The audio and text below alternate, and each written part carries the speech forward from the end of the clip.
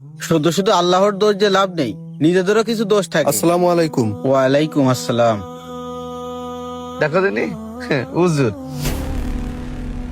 কয়দিন আগেও দেখলাম আর জিন্সের প্যান্ট পরে বেড়াচ্ছে, আর এখন পাঞ্জাবি টুপি দেখেছি। এই পাঞ্জাবি আর টুপি পরে ঘুরে বেড়াচ্ছে, এই জন্য তুই তারে তুচ্ছ তাচ্ছিল্য করবি, তারে নিয়ে হাসি তামাশা করবি? আচ্ছা কি করবো, সেদিনকেও দেখলাম যে ওই টিভির দোকানে বসে রয়েছে শার্ট আর প্যান্ট পরে। এইটা কিন্তু আমাদের মুসলমানের সুন্নতি পোশাক, সুন্নতি লেবাস। অন্তত লেবাসটারে সম্মান করা উচিত তোর। আরে ভাই তুই বাদ দে দিন, ওরে কয়দিন আগে ওই আমিরুল দোকানে আমি দেখলাম তামিল সিনেমা দেখতেছে, আর আজকে সে হুজুর হয়েছে, আর তুই তার কথা আমারে করছিস। আরে ভাই তুই থাম, মানুষের পরিবর্তন কখনো বলে কয়ে আসে না, মানুষের হেদায়েত কিন্তু ওই আল্লাহই দেয়। ও আগে একরকম ছিল, এখন ভিন্ন রকম। 5 ওয়াক্ত নামাজ পড়ে, পাঞ্জাবি আর টুপি পরে ঘুরে। ভাই একটা কথা মাথায় রাখিস, তুই ওই যে ইসলামিক লেবাসটারে ছোট করে দেখতেছিস না, ওই যে টুপি আর পাঞ্জাবি পরে ঘুরে, তার জন্য তুই ওরা তুচ্ছ তাচ্ছিল্য করতেছিস, ছোট করতেছিস, সমালোচনা করতেছিস। এইটাও কিন্তু তোর ক্ষতির কারণ হতে পারে। ধর্মীয় কিছু বিষয়বস্তু আছে যেইগুলো নিয়ে কখনোই হাসি ঠাট্টা করতে হয় না। আশা করি আমার কথাগুলো বুঝতে পারছিস। চল বাজারে যাব।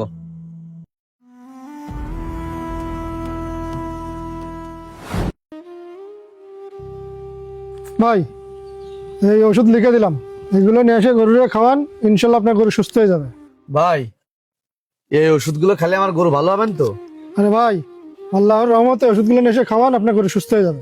ভাই গত মাসে আমার 1.5 লাখ টাকার একটা গরু মারা গেছে, এই গরুটা আজ 2 দিন খাই না। আমি বুঝলাম না, আল্লাহ আমার সব দিক থেকে এরকম করতেছে, কোনো দিক থেকে বরকত পাচ্ছি না। জানি না কেন আল্লাহ আমার সাথে এগুলো করতেছে। ভাই শোনেন, আমি একটা কথা বলি, সবকিছুতে আল্লাহর শুকরিয়া আদায় করবেন, দেখবেন আল্লাহ আপনার সব দিক থেকে বরকত দিয়ে দিয়েছে। তাহলে আপনি ওষুধগুলো নিয়ে এসে খাওয়ান, তাহলে আমি আসি। হ্যাঁ ভাই। আচ্ছা হে আল্লাহ, তুমি যদি আমার এই গরুটা নিয়ে যাও, আমার পুরো গোয়ালি শূন্য হয়ে যাবে।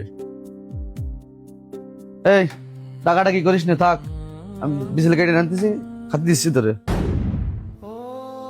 কি রে হুজুরি পাঞ্জাবি আর টুপি, হুজুর কই?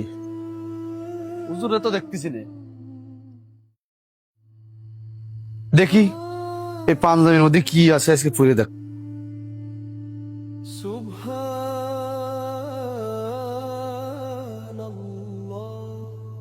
আমার তো মনে হচ্ছে ভালোই দেখা যাচ্ছে, দেখি যাই একটু বেড়ায় আসি তাহলে।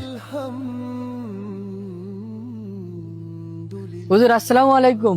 ওয়ালাইকুম আসসালাম। কি রে, ও আমার হুজুর বললো?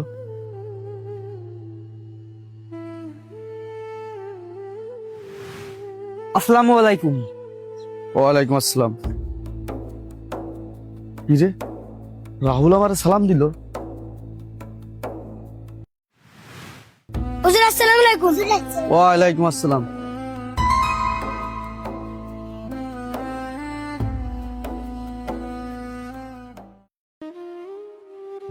তোকে খাবার নিয়ে আসি, আর নষ্ট করবি না।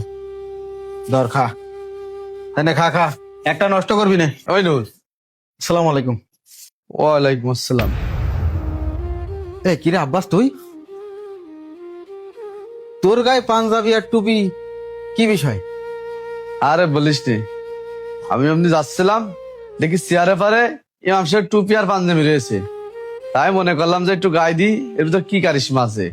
এই পাঞ্জাবি আর টুপি পরে আজকে যে শিক্ষা পাইছি না আমি, বাকি জিন্দেগিতে আমি এরকম শিক্ষা পাইনি। কিরকম শিক্ষা পাইছিস ভাই? তুই আমার একটু কদিনই। এই সুন্নতি পোশাকের ভিতরে আলাদা একটা পাওয়ার, আমি না পড়লে বুঝতে পারতাম না। এই সুন্নতি পোশাক পরে যখন আমি রাস্তাতে আসতেছি, ছোট বড় সবাই আমাকে সালাম দিয়েছে। যারা জীবনে আমার কোনোদিন সালাম দেনি, তারাও আজকে আমার সালাম দিয়েছে। কি যে বলবো, আজকে না আমার মনটা ভরে গেছে, খুব ভালোও লাগতেছে। আমি এখন বুঝতে পারতেছি, এই পাঞ্জাবি টুপি আর নামাজি ব্যক্তিকে অপমান করার কারণে আমার একের পর এক বিপদ আসতেই থাকতেছে। আমি এরকম কাজ আর জীবনেও করবো না, আল্লাহ যেন আমার মাফ করে যায়। ভাই তাহলে দেখলি তো এই সুন্নতি লেবাস, পাঞ্জাবি আর টুপির কি পাওয়ার। এই কথাগুলোই কিন্তু সেদিন আমি তোর বলছিলাম, তুই তো আমার কথা শোনার চেষ্টা করিসনি, বোঝারও চেষ্টা করিসনি।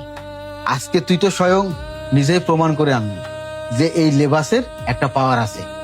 যারা 5 ওয়াক্ত নামাজ পড়ে তারাই কিন্তু পাঞ্জাবি পরে, মাথায় টুপি দেয়। আর তারা কিন্তু আল্লাহর প্রিয় বান্দা।